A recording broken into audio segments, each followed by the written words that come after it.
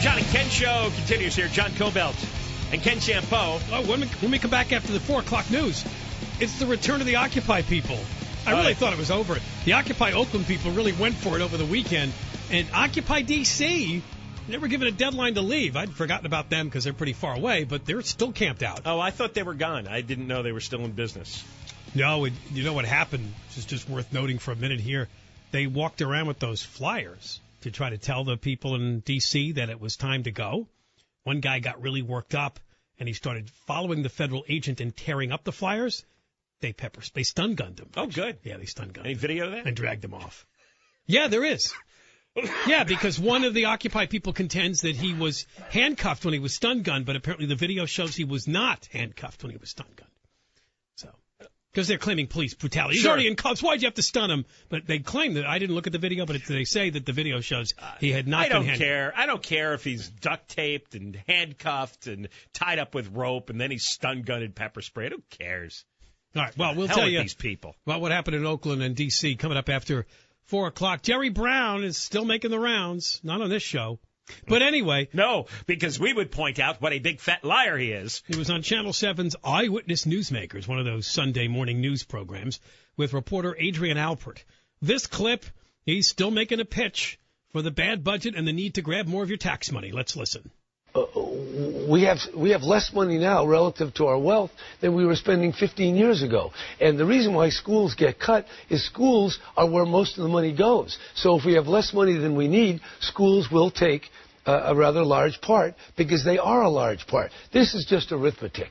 And at my age, I'm coming back here. I'm going to be the oldest governor. I am the oldest governor in California. I'm going to be the oldest governor. My father was here, last in 1966. I'm here not to fool people. I'm here to make the state work the best I can. If I could find a way to do it some other way, I would. This is my best judgment, and I've studied this state carefully for the last 50 years. Stop this a second. You know what happened 10 years ago is when Gray Davis dropped his pants for the unions, and they jacked up the pension benefits. And one piece of the budget that has grown tremendously over the last 10 years has been the money we have to throw into the pension fund. And that's where I get resentful when you come here and go, oh, we're going to cut the schools. Yeah, you're going to cut the schools after you fattened up the pension benefits. After you send billions of dollars extra into pension benefits, now you're coming to me and go, oh, then we have to cut the schools. Get out. What's remarkable, too, about cutting the schools? And they believe that this has worked with people. I mean, in my real life, I haven't noticed this, but they believe that what happened with last year's budget, people felt the effects of it, and now they're ready to raise their taxes. But about the schools, as you always point out, it's never about cutting the pay. Now they're talking about if this does not pass in November, we're going to have to chop some more school days off. You know what? And that is where, if parents were aware, informed, educated, they'd call the bluff on this. And they'd show up at the school board meeting and say, you know what? We're sick of you threatening to cut this, that, and the other thing. Cut the teacher pay, and you could keep the staff as is. You don't have to turn classrooms into 30 or 35 student rooms. Yeah, you don't the other have thing to get rid of the is sports and the music and the art program and all the nonsense. You could stop your whining about not having textbooks and pencils, all the cliches, all the same old lies. No, you're right. We'll never go for this until you completely revamp the system. And I forgot one more. And that's the fact that when they do this, they lay off the newer teachers, the untenured ones, and some of those are pretty good, while they sometimes keep the schlubby tenured ones. It's another part of the whole system that stinks, and a reason that people who really know a lot about this issue do not want to vote for the tax increases, because the whole education system is upside down. Everything they're selling you is a scam here. It's a lie.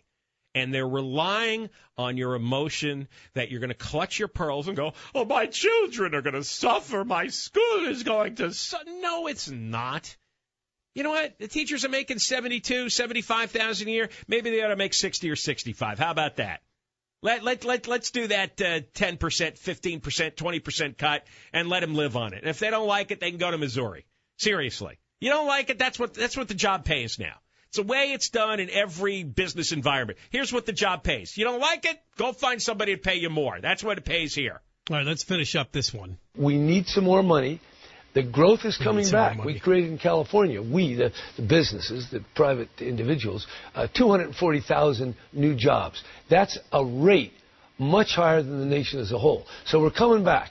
But we need this temporary tax, and we need the cuts. And by the way, the Democrats don't want to do the cuts, and they don't want to do the pension reform, and the Republicans don't want to do the tax. That's why we're having a breakdown, because neither side can get out of their comfort zone and do what they know in their hearts is needed for our future. He made this pitch last year, too, but last year he decided to try to work through the legislature. This year he's going to the people with this explanation.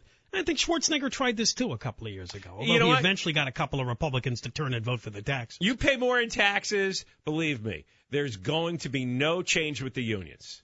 He's the union puppet. He's not ever going to do pension reform. He can't do it. The unions don't allow it. It's never going to happen.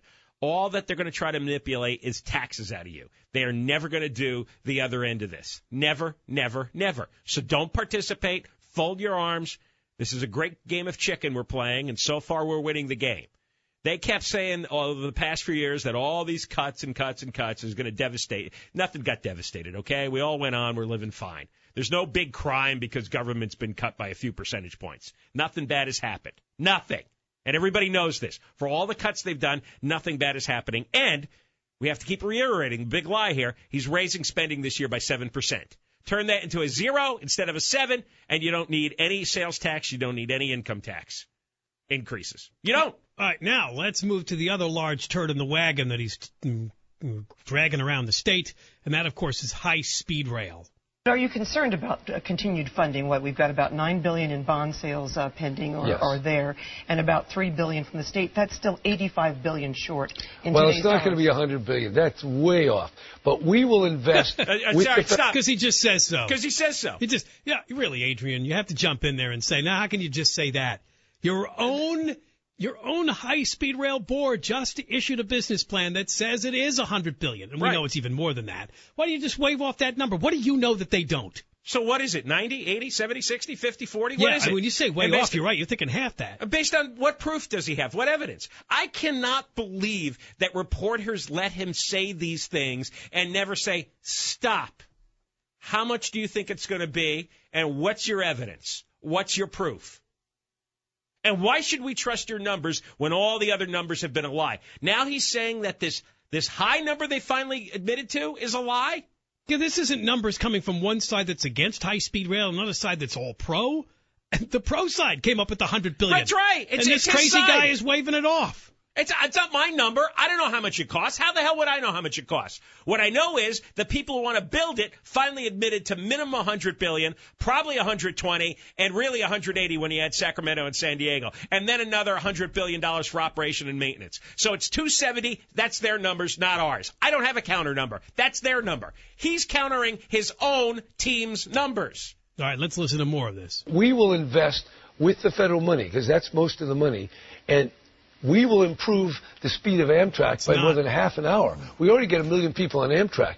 Phase 1, I'm trying to redesign it in a way that in and of itself will be justified by the state investment. And we do have other sources of money. For example, cap and trade, which is this measure where you make people who produce greenhouse gases pay certain fees. That will be a source of funding going forward for the high-speed rail. So I do think there are sources of revenue. And again, building an airport, which is very hard to expand, building more freeways, that's also expensive, and then you got to repair it all the time. Stop.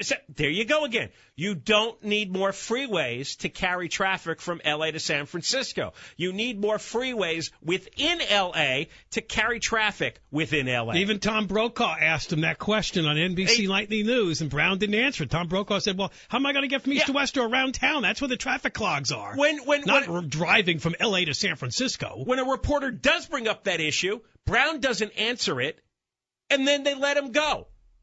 He's mixing two things up. More freeway. They're not building any more airports, okay? We actually have unused capacity at a lot of the regional airports. For example, in Ontario. Ontario Airport's like a ghost town. We can ramp that up considerably. You don't have to build another airport. You can't expand LAX anyway because it's all locked in. So he's bringing up nonsense. Freeways are needed within a metropolitan area. Outside a metropolitan area, you don't need widened freeways. There's no problem driving from here to San Francisco and back. That is not the issue. It's driving within L.A. High-speed rail only theoretically alleviates traffic from L.A. to San Francisco, but there's not that much to begin with, and the airlines are handling all that anyway. All right, but at least this interview did reveal his newest strategy. He's going to grab the cap and trade money. I understand that's only going to be about $1 billion initially. Maybe years from now it can go as high as $15 billion they can grab from that. Still, and by the way, he told another good lie in there that we kind of missed because he brushes over it. He rather quickly told Adrian Alpert, the federal money's going to be most of it to build the first. No, it's not. No, it's not. No, it's another lie. And by the way, it's the total 25%. funding. And by the way, right now the total funding is $9 billion from the bonds, $3 billion from Obama. That's all we got. That's it. All right, more coming up. Toll free number 1-800-520-1534. John and Ken Show, KFI AM 640, more stimulating talk radio.